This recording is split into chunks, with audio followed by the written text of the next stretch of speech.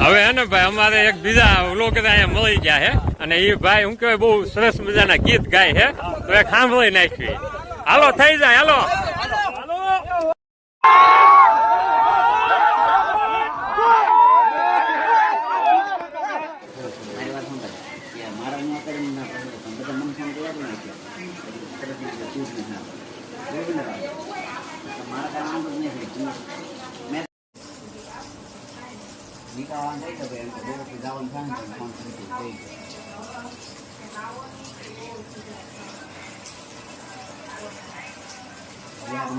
અમારા ફોન આવ્યો ને